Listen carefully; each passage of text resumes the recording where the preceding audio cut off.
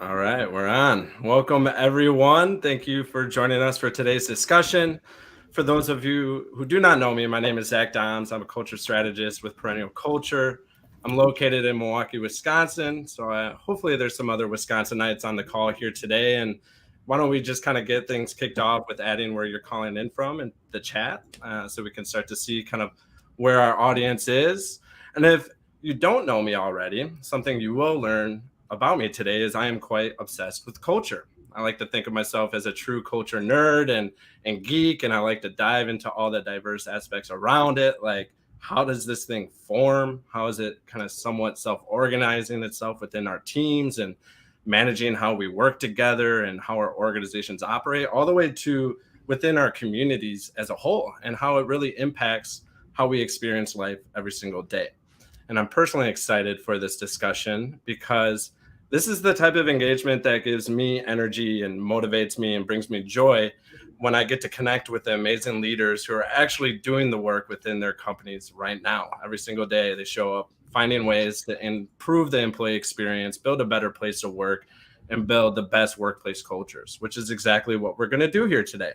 And we're lucky enough to spend time with four amazing individuals and leaders to talk through their own cultural philosophies, how their company cultures are forming, what are they doing to build such amazing workplaces, and even from a job seeker's perspective, how might you better navigate the workplace and navigate your search for your next culture first company, and how do you maybe land a gig within one of these companies in the future. So let's get into it and start talking culture. And one of the first questions that I often like to get into before we even do introductions even is start to think about, like, what does culture even mean? Like, what is this term? What is its definition?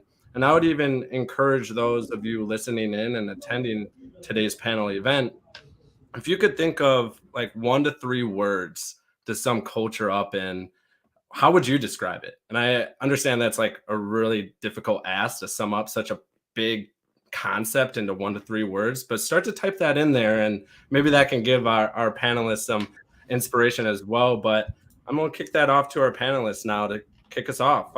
Andrew, how about you? Why don't you let us know, like, your philosophy? What does culture mean to you? How do you define it? What is this concept? Yeah, thanks, Zach. So obviously, as you said, it's a huge topic, hard to define. I think one phrase, though, that has always resonated with me is that culture is really the personality of an organization. It's certainly how the people in the organization treat each other. But I think it's also how the organization makes decisions. And, whether or not they're like formally articulated or codified, I think it's the company's values really that are the foundation for informing the culture. And in some sense, I think really the operating system for the culture. Yeah, I love that. I often like to think as your culture is your central operating system. It's who you are and how you do things. I love that explanation you just provided. Shannon, Melissa, or Jeff, how about one of you? How do you think about this like philosophy on what is culture and what does it mean to you? So I can jump in here. For me personally, culture is, and we always start our meetings with how do we want to make people feel? And so when I think about culture, I really, kind of cinemize that to, all right, how do our people feel and how do we want to make them feel? And it's very much focused around employees and how they engage with our organization. How do we want to be represented out? What are some things that set us apart? What are some things that we can do to set us apart? And that's really how we establish what that culture and what that feels like for us. And Yeah. it's work. Yeah, and I saw like Elena's like come up, like the vibe, right? Like it's the vibe, the feelings we get, it's how we experience the workplace. I love that. Yeah. Jeff, what are your thoughts? I think everybody's said a lot. The thing that I would add to it is it's that pulse of the organization. It really is. I think Andrew said it really well. The sort of the soul of the organization and how people interact with it and how people become ingrained in it is really important. But it's the way you embody the organization. It's that way of embodying the organization. Yeah, I love that word embodiment, right? Like really how it starts to kind of like showcase and I start to see like your brand is kind of a way to show what you're embodying and how does that reflect that. I'm loving all the stuff in the chat here off of here as well. Um, and the vibe and embodiment and what happens when no one's looking too. So Melissa, I'm glad we got you back in here for it's not Sorry to like pop away. So much of what you all said resonated. And I think for me, if I could sum it up in a phrase, it would be how we show up for one another, to our customers, as our brand, as ourselves. But vibes, hashtag vibes, that resonates too. Hashtag vibes. We'll use that hashtag to follow up today's event and promote it. Well, why don't we start to learn a little bit about who you are, your company, what's your role within the organizations that you're representing, and now to kind of take another perspective on culture. We talked a little bit your own viewpoint on what it is, but what do you think defines your organization's culture? And how would you describe your culture today within your respective companies? So, Melissa, since we ended with you, why don't you share a little bit about who you are, your company, and what your company culture is all about? Yeah, I'd be happy to. So I'm Melissa, or I go by Mel or MC. I have the pleasure of leading the strategic partnerships department at Guideline. We're a fintech company, a retirement platform that we're really targeting small businesses. There's been an underserved community in that small business. The traditional approach in retirement finance hasn't always favored really leaning into helping startups, helping the SMBs and mom and pops save for a long-term retirement. So that's what we're all about. When I think about defining culture at Guideline, there's three things that bubble up for me. The first is how collaborative and supportive we are. The word that keeps getting shared is we're just surprised how nice everyone is. Everyone is genuinely wonderful. When your coworkers continuously surprise and delight you, that matters, especially in a remote world. The last two things I'd say, we really lean into growth mindset. We're thinking about how to figure it out, how to lean into what we don't know and become experts. How do we deliver the best? And I think the last that kind of follows into that is problem solving with a bias for action, always putting our customer base first and making sure we can meet their needs as effectively and efficiently as possible. I love that. And I'm excited to dive into some of those things. We're going to transition to the other panelists to introduce themselves, but thinking about how do you build connection and strong relationships in a virtual work environment? I think that's one of the biggest challenges almost all companies are trying to tackle today. So stay tuned for that. We'll definitely get to that question later. Shannon, why don't you tell us a little bit about, the company you're representing and what is your company culture all about? Yes, would love to. So I'm Shannon. I work with Circle. So Circle, we are an internal communications company here based out of Cincinnati, Ohio. And so our product is very much centered around employee engagement and how you engage with your employees. Very centered around, large email blasts, mobile app, anything around that. We tend to try to, help you out with from an employee engagement standpoint. And so I would say from a culture standpoint, we're very personalized in our products. So our culture in itself is very personalized as well. And so what I mean by that is we are very much centered around this employee experience and this engagement because we develop a product that's around that. And so everything that we do is around employees. We have a circle of life, which is like our wheel of you. And basically it targets every aspect of an employee's life. And that's how we integrate that back into our culture. And so we try to make sure whatever passions that you have outside of work correlate with what you do at work so that from a culture standpoint, we're embodying all of you. And so that's really one of the biggest differentiators between us and other organizations is we try to incorporate and embody all of that as well. And it's very important to us because, like I said, we're very personalized. And so we want to make that experience for each employee as personalized as we can to the ability that we can at the amount of employees that we have. So so happy to be here and talk culture. Yes, and we are going to continue on that path of all things culture. And I'm interested too of like, how do you truly personalize and customize the employee experience for every single individual? And I'm sure that gets more and more difficult as you scale or build more departments and teams and grow as a whole. And I'm really intrigued to hear how that might actually work, right? Because we often see these kind of like solutions that companies are doing, and we're like, okay, could we just plug that in here and now we're going to have a good culture too? Like, is that the way it works? And maybe we have all learned like plug and play solutions don't really always work for this type of space. So how do you personalize culture, especially as you grow and scale, or as your company changes over time? I think that's a great question a lot of our attendees have. So Andrew, how we doing over there? Doing well. Thanks, Zach. So I'm Andrew Bennett, Chief Administrative Officer at Provide.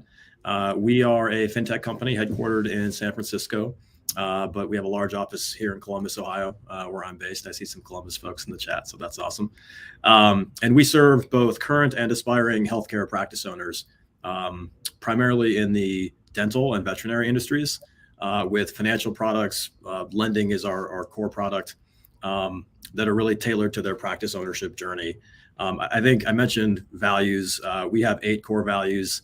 And I think we find ourselves often talking about 3 of them in particular. Empathy, humility, and collaboration are the ones that sort of come up a lot.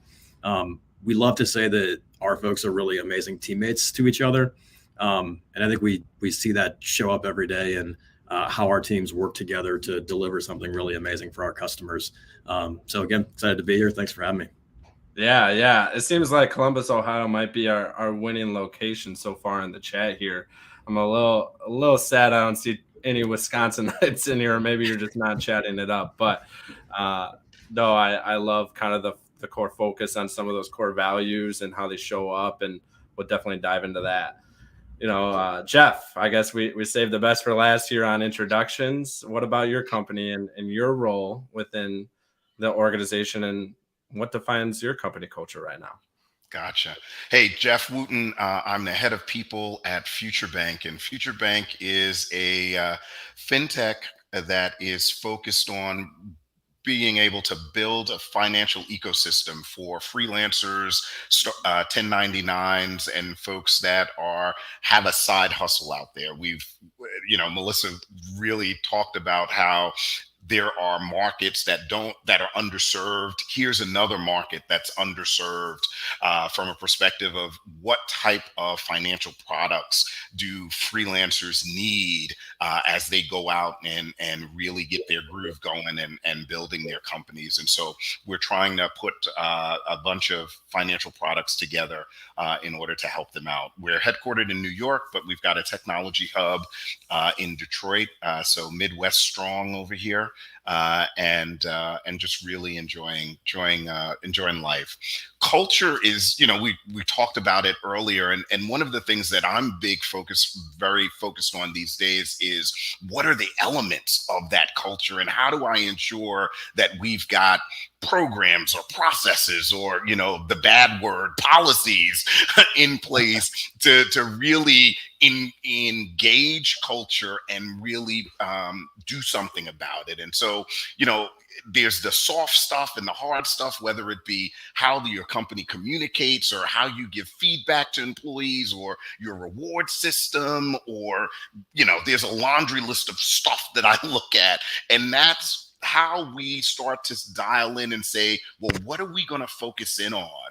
And what are we, we're now 30 people, so we're early stage. What are we going to build to really put our money where our mouth is from a culture standpoint? And so just which toggle I work on and try to figure out is important. And that to me is all about how that's going to resonate with others.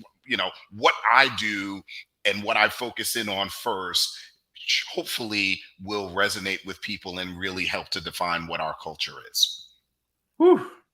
That's some powerful stuff. I love that. And I used to always talk about culture almost as this like systemic energy that's created from all these different elements interacting with each other within some type of environment. And the goal is to understand what are the elements and what are the relationships between these elements that create this end result of culture. And I love how you really rounded that out about, it's multifaceted. It's just not the soft things that some people point to, and it's not also just the hard things. It's a combination of all these things. And we as leaders and as an organization might need to think about, well, what things do we want to prioritize and make important and come to life within our companies? So this actually transitions really well to the meat of our discussion, and we're going to jump into all these different questions. So Jeff, I'm going to come back to you on this first question to build off of what you just spoke about. And I would also encourage everyone who's attending today's session, feel free to put these questions that you may have in the chat, and we can always work them into our panelists and kind of riff off of questions or things that they've shared. And maybe you want to go a little bit deeper, we can definitely do that. So make sure to add those to this chat and we can work those in. But Jeff, maybe we could start with you on this first question as we get into the main topics of discussion is like, well, if we are trying to figure out what those elements are and we're trying to figure out what do we want to bring to life, part of that is probably understanding what do we and our employees value the most. And how do we engage with our people in a way that we understand what they actually value versus maybe what some top-down corporations maybe assume or like think they know what their employees want. So I'm curious, in your experience, Jeff, when you're thinking about looking at those elements and figuring out what our employees value the most, what have you found to kind of come to life or surface, and how have you maybe checked in with employees to understand that? Yeah. People will always go back to generations, and each generation has this thought process. I'm going to call bull on that right now. It's really about where you are in your lifestyle, and that's what I find is how people differentiate what they want from a culture. Someone who has, kids, small kids want something. I have my director of finance has 2 dogs, puppies. So she wants to be able to go home and not feel like, someone's staring at her if she needs to run to Williamsburg to feed her dog or walk a dog. But another employee of mine is single and is like, I don't care about pet crap. I want some snacks in the office. How do you keep me here as long as possible and I feel good about that, right? Yeah. And so it's really centered around the lifestyle people have and what's going on in their worlds. And then you really got to talk to people. I'm a big proponent of one-on-ones, especially as an HR person. If I'm not doing one-on-ones with a company the size of 30 people, then I'm not doing my job right. I could see if we were 10,000 employees and it would be tough for me to get around, but I can have one-on-one conversations with people. And we do twice a month meetings where all of the leads talk about what's going on in their world. And so I do that. I talk about my world of how we're trying to define these things around culture. And I say, hey, these are the thoughts that I have. You either can share them with me now or we can talk separately. And everybody knows they have time to talk through it. So it's been this, I call it a potpourri of stuff, whether it's, hey, people are focused on rewards because we're living in hyperinflation times. We're living in, all of these various things where, hey, if I get sick, I want to be able to work on that. So how we take care of our employees is important to people from that perspective, but also how we take care of them from a non-monetary perspective is also important. So what the office looks like, are we being safe when people come to the office?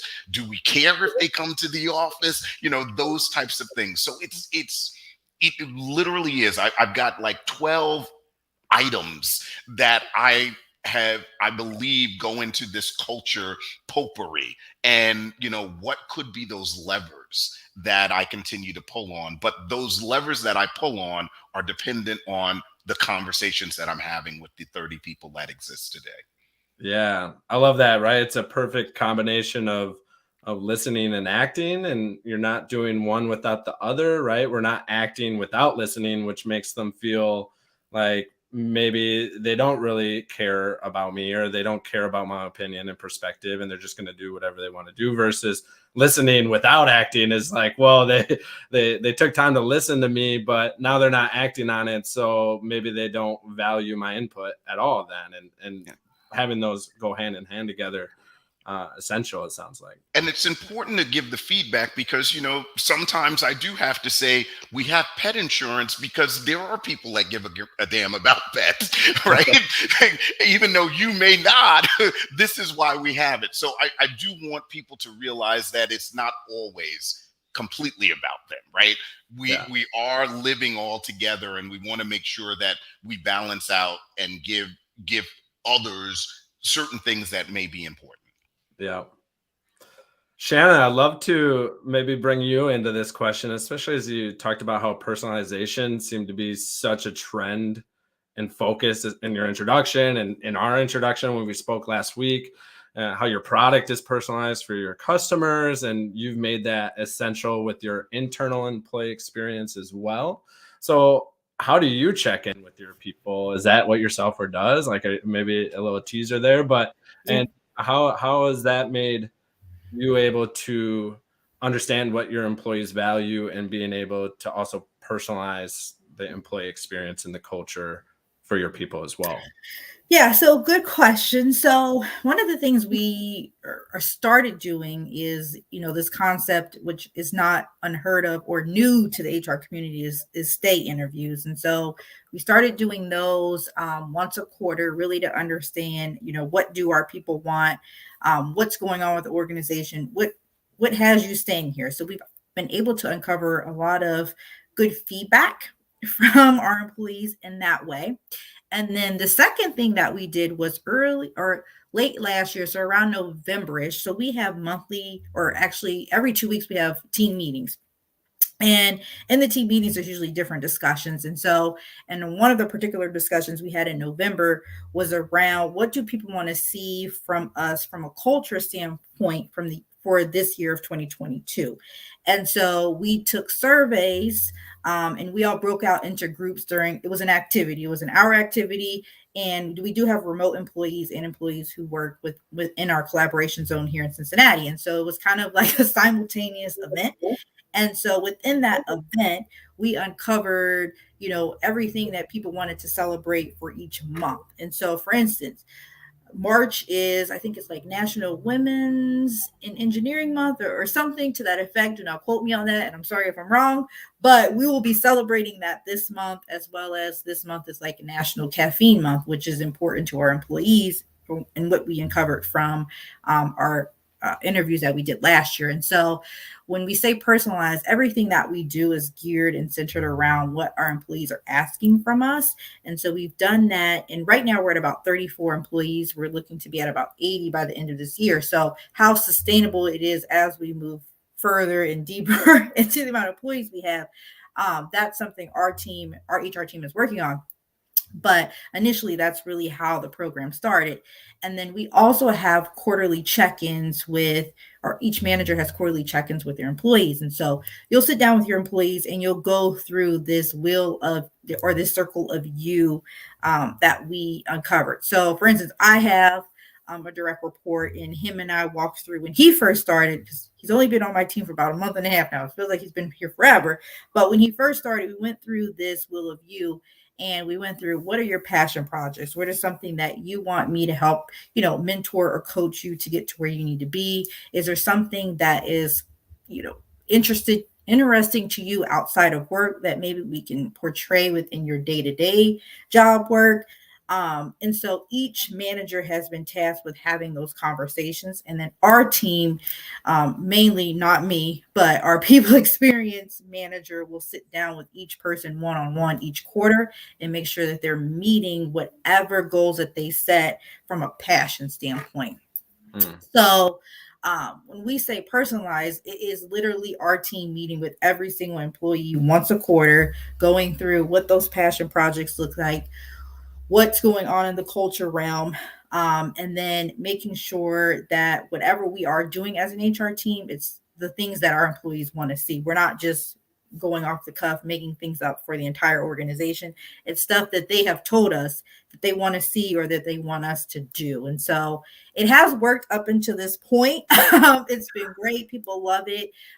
We've seen a lot more participation in terms of the events that we put on, because they are things that people want to see and people want to do. And this is the last example I give, because I tend to start talking on tangents. We did a broadcast bowl last year. And the broadcast bowl is really supposed to simulate like the Super Bowl. And so we have an employee, we call him the commish. And so one of his passion projects outside of work, and so he's a designer, he's our principal designer. He loves making up games like Survivor. And so the broadcast bowl was an event. It was an all-day event. He put together 8 games, and the entire organization came out. We were outside all day playing these games, but it was something that he absolutely loves. It's his passion project. So we wanted to make sure we incorporated that into like his day-to-day, interaction with the organization. So that's just one example, but we do that for everybody, whatever that is for you. Yeah, that's great. It's like true essence of co-creation woven into the decisions that you're making and how you're creating these structures. And I also love there kind of is, like, for you operation oriented people in attendance, right? There is a ritual and a rhythm to these feedback sessions, right? It sounds like you're working them into the day-to-day experience, week to week, month, quarterly, and there's actual rituals for feedback and co-creation, so you can ensure that you're understanding and engaging your people and understand what they value the most. Okay. I want to pull up this question even Robert asked, and I'll let the panelists think about this, but Melissa, I was hoping maybe you could build off of this a little bit too, and maybe more specifically as well, how that has impacted work-life balance and what that term even means within your company, and how have you, because that's always been obviously a trend and a top of mind topic, especially as work environments change. People are getting more and more burnt out in a lot of cases. They're not really sure how do you approach this situation. So when you think about work-life balance and understanding what your employees value, and in some cases, what do they need, and how do you engage with them to tackle that challenge? What is that like within your company? I think I remember something around, you don't even call it that anymore, or yes. I think work-life balance is a bit of a fallacy, right? Everything is always in flux, and we're a high growth startup. But that said, I think one of the things I encourage myself, my team to do is lead by example, right? As a leader, take the time, take your vacation. One of the things I did was kind of took the lead and spearheaded a program, and I invited all of our kind of sister organizations or related departments to join me in a wellness challenge. It was during one of our slower months, September's slow year roll. And the whole idea was to gamify taking unplugged walks. We made a rule. We want, to check Slack after X period of time, what in the night, whatever works for you and your team, workouts, meditations. And it was so fun to see everybody start to live and breathe these, getting a lot of fun feedback in Slack. We gave out, superlatives, for one of the people that did the most yoga. They were, the Gumby Award. I'm probably dating myself here, but Gumby, cartoon from As We Grew Up. So I think those are the things that you can do just at the individual level, right? Yes, the organization should be creating, Jeff, these processes, these programs. Shannon, to your point, there should be ritualistic structure, but keep it fun, keep it light, and just, as you see the opportunities, really lean in. And then I think, again, as a leader, I put it upon myself to lead by example, show up all day as rested and also just enjoy the work-life balance, cats, dogs in the background. It's fine. I'll take some of that pet insurance, Jeff. But yeah, I think it's all about just, put yourself first, lead first, and then be the example to others around you. I love that. And that bark was like perfect timing, right? It's like these are the I'm done environments. now. They're like that if we're gonna strive for work-life balance or whatever that term means to you, there is some element of these lives are blended and working together and hopefully aligned with each other in different ways. And if that was a scenario where we don't want people working from home, then you maybe wouldn't be able to balance that relationship with your dog at home and enjoying that. And that would impact your performance and engagement with the workforce, right? So it's interesting how can we start to model this way and role model the way forward within our respective companies, as you spoke to. So, Andrew, another trend that I was curious for you to even speak on. The work-life balance is obviously a big one. Now, the big one is this whole work from anywhere philosophy. This do we force and make people come back into the office because we want people to be together, or do we want to go fully remote? Do we do a hybrid mode? What do we even do right now? And I think this is also really aligned with the initial question of what do our employees value the most and how do we actually understand them? And I think when we spoke last week, you even mentioned you've started reopening spaces, right? And maybe been rethinking some things. So I'm curious Yep. of how your company is maybe engaging with your people. How are you rethinking what they value and how we should work in this whole work anywhere philosophy moment that we're all companies are kind of like navigating through? Yeah, I mean, I think like many companies, the pandemic really changed our thinking on this, right? So we have our headquarters in San Francisco, our big office here in Columbus, Ohio, but then a ton of other remote folks. And I think prior to the pandemic, our thinking was, some roles can be fully remote, but most need to be in the Bay Area or here in Ohio. And that's sort of just, how it is, especially with leaders, right? Like managers, directors, they need to be in one of the offices. That was our thinking. But the good thing was because we had, roughly a third of the company remote at that point, we were set up to be remote entirely, at least for a stretch there, pretty well. So we realized pretty quickly, like this can really work. And I think we became much more flexible in our thinking that like literally any role can really be remote. And now that we've been able to start to reopen the offices in Columbus here in particular, it's a matter of just asking people, what do you want to do? Like how many days in the office is ideal for you, for your schedule and your life? And we're seeing a lot of like 2 or 3 days in the office, 2 or 3 days at home being sort of the optimal balance, but plenty of other folks saying remote works great for me. I'd like to be remote the whole time. And I think certainly like a lot of companies, again, we've seen the talent pool open up hugely as a result of that flexibility, right? And saying, you don't have to be here in Columbus or in San Francisco for a job where we may have thought that in the past. But we've also given some flexibility to our leaders too, to sort of say, hey, look, if there's a certain role where you really think it does need to be in the office, we're open to that too. But I think flexibility is the name of the game across the board. And that openness that we may not have had before is very much there now. Yeah. I'm almost getting this trend across from all of you, right? Like co-creation. Let's engage and actually speak with our people before we make decisions and create these workplace policies and telling, okay, it's a 3-day work week in office, 2 other days. Like, how about we just actually talk to our people first, and then we can actually come to the right conclusion of what's best for our company and our people.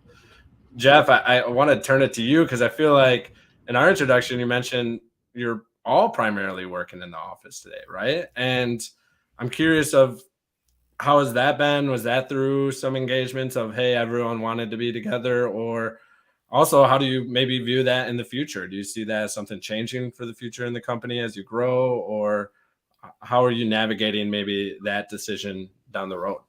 Yeah, I think it really was a bit of a fluke because our head of engineering was out in Detroit. And so as he was hiring people, he was just getting folks wrapped around him. And then with myself and our chief product officer here and the 2 founders here in New York, we were just getting people wrapped around ourselves. We're actually hiring more people, actually 3 we just hired that are remote, all remote completely. And one of the things that they asked, and I am pushing them to continue to ask, is, so what do you do differently for us? Because if we're not able to answer that, if we're not able to say to someone who is not in the office twice a day, excuse me, twice a week, or even once a week, how do I communicate with you differently? You know, how do I make sure that what's going on in this world, these decisions that we're making, get over to you? I mean, that's the important piece, and I think that's what we've all got to continue to figure out. Is we've got all of these communications tools, but how do you use them purposefully as you're trying to connect people?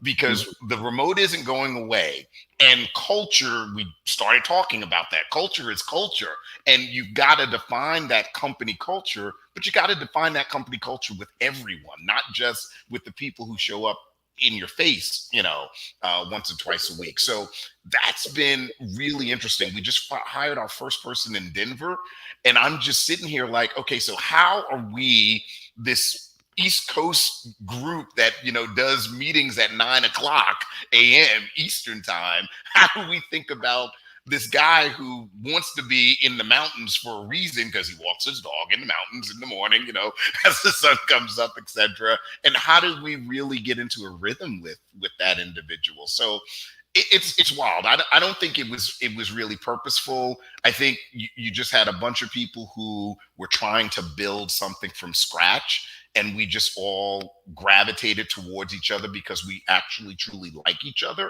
But that's not scalable. We're not going to find everyone exactly like us as we build this company. And so having some thought process on how we're going to create communication channels and how we're going to get more collaborative with people that aren't in New York or Detroit is something that we're starting to think through. Yeah.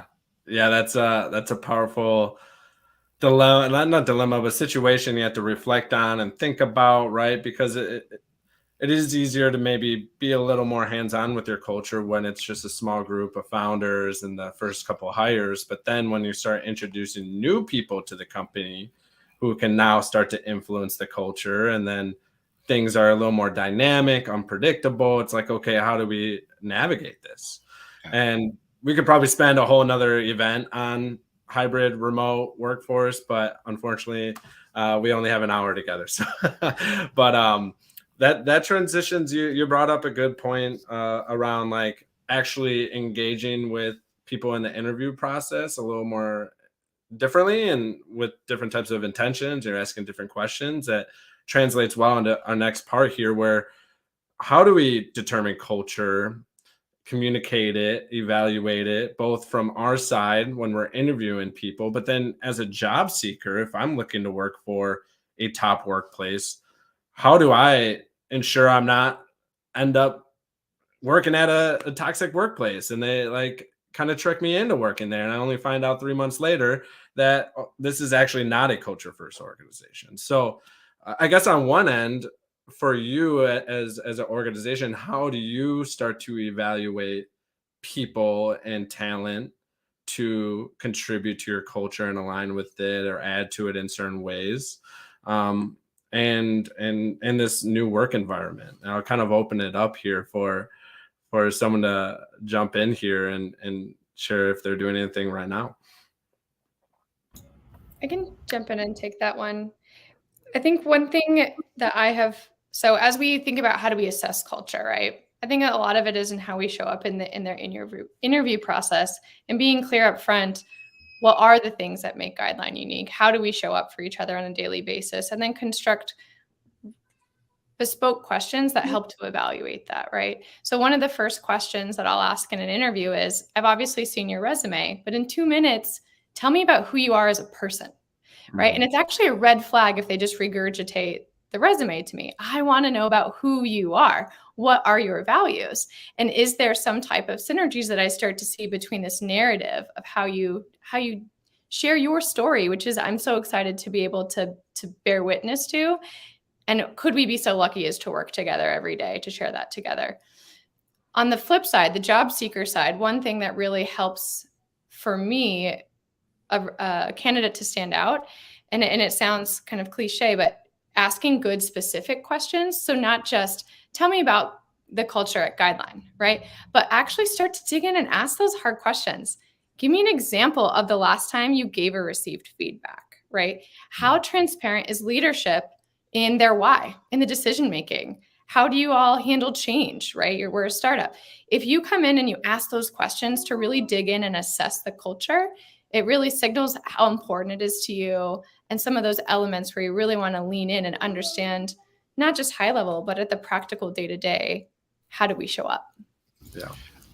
I think that is so important, Melissa. I tell people all the time, if you're not asking me how leaders make decisions, how we communicate in our organization, how does the organization give feedback, how do you really determine if this is a place you want to be at or not?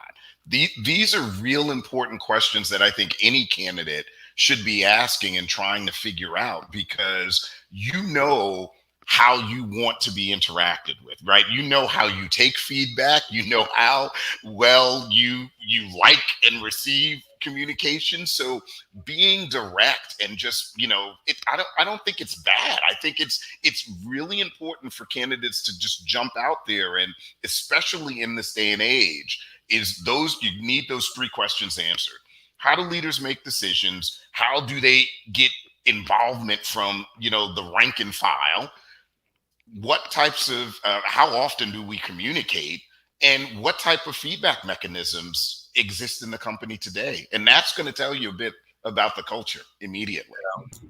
Yeah, I love that. And I think it's so important to ask these powerful questions, because I remember talking to a talent community that I worked with, and one of the individuals was like, I got catfished by this organization. I'm like, what do you mean catfish? Isn't that more for like Tinder or the dating world and stuff like that? He's like, well, it's the same. Like, this company provided this really good brand and this kind of idea that they're this amazing workplace, and I got all kind of like, visually appealing to me. And then it wasn't until I got into the workplace where I realized what the personality was really like. And I got tricked. I got catfished. And if I would have asked those questions in the process, maybe I would have uncovered the reality that they were not intentional about their culture, and it was actually a toxic workplace, right? Sorry to cut you off there, Zach. It just made me think of one thing. So, like, we try to, as much as possible, have somebody on each interview panel who's from a team that is like not only different, but like unrelated to the job, right? For the sole purpose of trying to provide that values and culture screening, totally separate from the technical aspects of the job. And I think from a candidate's perspective, if you have the opportunity to do that, it's a really good way to see, like, is that alignment there? Is somebody in a totally different part of the company talking about the culture in the same way? Not a red flag necessarily if they don't, but I think a really good sign of that alignment if they do. And the other piece I would add, just for candidates, I think, is if you know the company's values, right? A lot of times they're on the website, you know what they are. And you believe you're a good fit, it's great to have stories and anecdotes ready to Mel's point about speaking to yourself as a person, right? That illustrate how you've embodied those values in the past. I think those are such good examples to have ready because, most companies are going to screen for values in some capacity, right? They're going to want to know, do you embody these things that are really important to us? And so being ready to speak to those, like, for example, we ask, often, like, describe a situation where you made the wrong decision, right? And it affected, multiple people outside of yourself. And how'd you handle that? And it's surprising to me how often you get responses like, well, I made the wrong decision, but it wasn't really my fault. Or, it was the wrong decision at the time, but it turned out not to be in the end. Things like that sort of reveal the way somebody's thinking about empathy or humility. So, to the extent you can speak to that kind of stuff, I think it's really impactful. Right. Being prepared to kind of demonstrate real world experiences that bring your identity to life, but then also flipping it back onto the employer and asking them, like, okay, how has this value shown up? And how have you made maybe a decision that represents that value in the recent situations that your company had? And I think you hit it on the nail, where if talent communities want to work for culture oriented companies and top workplaces, you guarantee they're going to ask these type of questions. Now, if the company is not asking those type of questions in the process, that's also maybe an indicator that they are not culture oriented and might not be a workplace that you want to be at, right? So I think it's a great indicator for both sides. Shannon, is there something kind of stands out for your company when it comes to kind of this whole recruitment and engagement process with talent? Yeah, so we're actually redefining the process here in the next couple weeks, and part of that is going to be incorporating more of what we do culturally. So, certain verbiage, certain lines of movies, because these are things that you're going to hear throughout the interviewing process. We try to make it so that you understand exactly what the culture is before you even walk into the door. You'll hear lines from The Office. You'll hear Step Brothers stuff. Some people do curse a lot. So we try to make it so it's not abnormal if you were to join our organization. And so there also is a step in the process where they actually have a conversation with myself as a member of the culture committee. And I really go through to understand what it is that you're looking for in your next opportunity. I don't say it like that, but I make it more of a conversation. It's more of a dialogue. And I always started off, this is very informal conversation. I'm just really getting to know you a little bit better. I want to make sure you understand who we are as Circle before we move forward in the process, because as much as you're interviewing us, vice versa, all of that. And so I would say those are probably the biggest things, is we're really starting to weave in what our culture is embedded into each step of the process, starting from the initial actually starting from job description all the way through. Everything will pretty much be so intact with our culture. There would be no hesitations for you to understand how we operate, and vice versa. So I think it's very important, because there have been times where people are like, oh my gosh, you guys are really like this. Like, yes, we this is not just action. It truly, this is how we live our life. This is how we embody it. And so I want to make it clear at the time that you apply, this is who we are. And we hope you want to join us, but this is who we are. This is our culture. I like that. It's like authentic, right? We're owning it. We're showing up who we are. We're owning it, and we're presenting it to the world. I think that's also shedding light on a ton of value that's being demanded from companies, which is trust and transparency, right? Like, there's so much trust that has been lost within a lot of things over the last 2 years, where employees are demanding trust and transparency within the companies that they work with. So if we can continue just to be transparent about everything, that will result in more trust. And if they engage with it or not, that's a whole nother question, but at least we're being transparent, right? I love that. Well, definitely ask some questions. Let's see here. We're kind of coming up at the end here, and I'm also wondering what cool jobs and roles are open up at the organizations today, and what are maybe some of the elements that you look for in candidates? And if a candidate was looking to stand out, how might they do that? Like, I'm thinking, talking to all of you today, I might try to update my resume a little bit, but yeah, any roles out there that we would like to share, and what exactly are some of the things you look for in your candidates? I can start. So for us, we're in true high growth mode. COVID has done our organization very well, just because of the product that we demand. So a lot of the positions that we have open right now are very much in engineering. So your front end engineers, integration engineers, full stack engineers, basically any engineer from a software side are really the roles that we're looking for. I would say in terms of what we're looking for in a candidate, our engineers are very collaborative. They think creatively outside of the box. So someone who is not used to, here is the code that you need to do, go do it. It's more so, there's a problem, I need you to go figure out what the code is and fix it. We do give our engineers a lot of autonomy and flexibility to make decisions. So someone who could come in and say, I don't know about this process, but maybe this process could work, and really being the forefront and implementing that. And just, wanting to learn and grow. I think those are really the biggest things for us as an organization, as we continue to grow and move into our next phase of the business. Yeah. Love it. I can go next. Go ahead, Andrew. Like Circle provided very much in hyper growth mode. I joined almost 7 years ago now as employee number 3. Now we are about 170, but continuing to grow across virtually every team.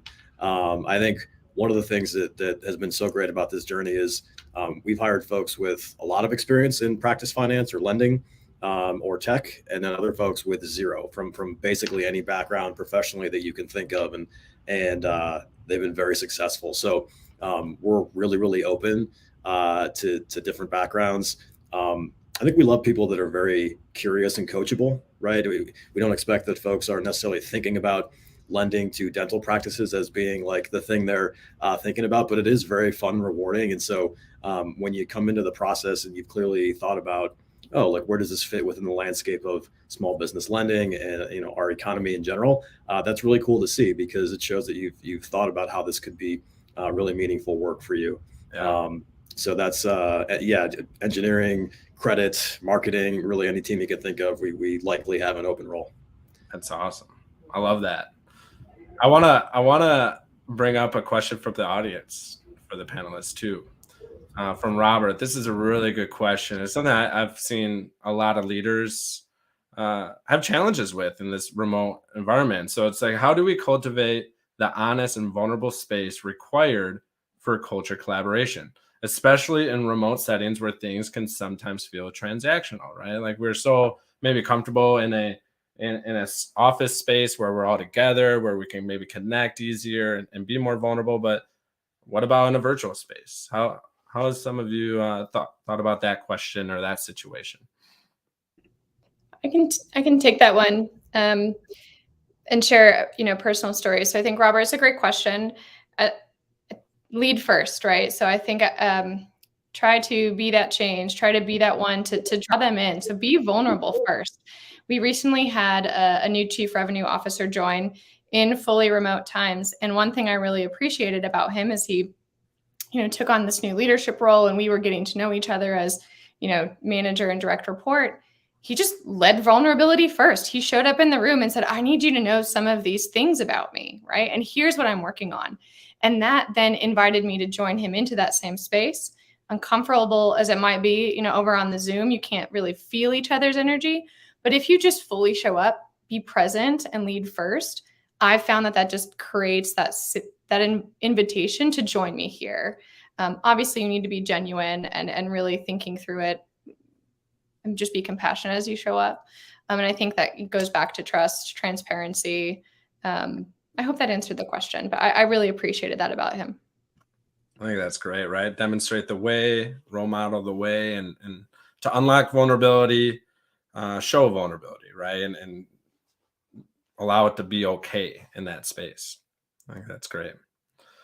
Melissa, Jeff, do you have any jobs? And Jeff, do you want to build off of that? And then also maybe share any roles and opportunities that your company is hiring for today?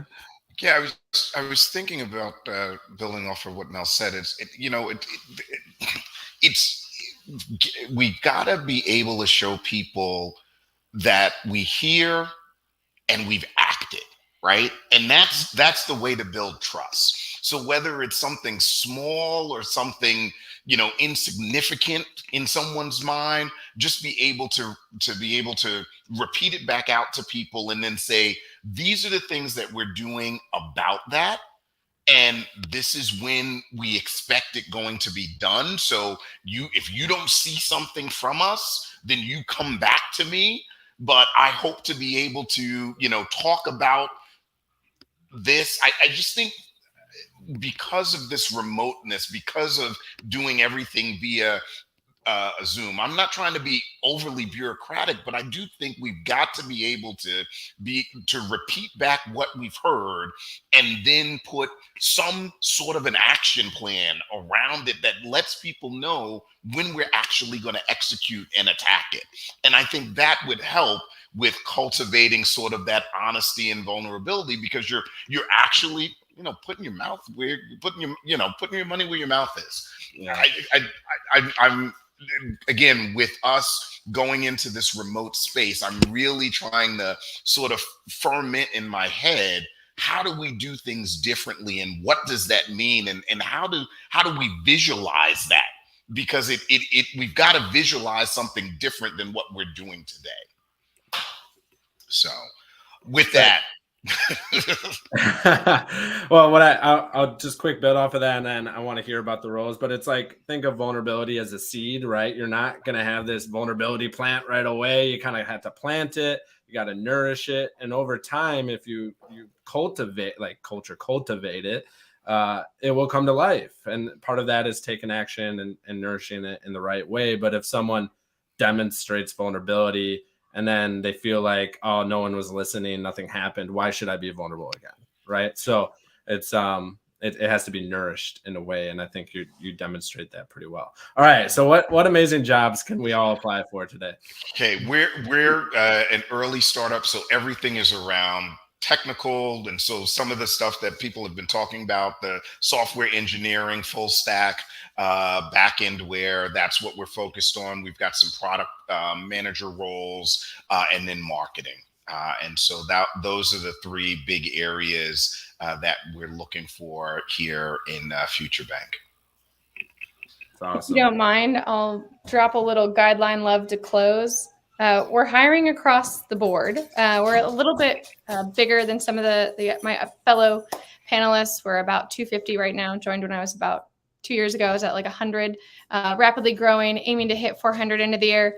Offices in Portland, Maine, coming soon, Atlanta, Georgia, San Diego, California, based out of the Bay Area up near you, Andrew, Austin, Texas, where I'm coming in from as well. So offices all over, open to full remote, everything from engineers to marketing to my team, and beyond, finance, you name it, we got it. So look us up. Yes. Join Purpose Jobs Network if you're not already. Contact these individuals, maybe on LinkedIn. Maybe they'll give you an extra plug into some of these roles and help share more information about their culture. First, I want to thank all of you as panelists. Thank you so much for jumping in today's discussion, showing vulnerability and showing up around your perspectives and what's going on today. I think the attendees and myself really appreciate that. So thank you for sharing your guidance and knowledge with everyone today. Last thoughts. I will promote a quick little career fair promo to wrap up. I wanted to give Purpose Jobs a shout out for one of their events that they'll be coming up. It's a virtual career fair on Tuesday, March 15th. I think the link is in the chat. So sign up for that and you can get more information or go to that chat for more information on how to register.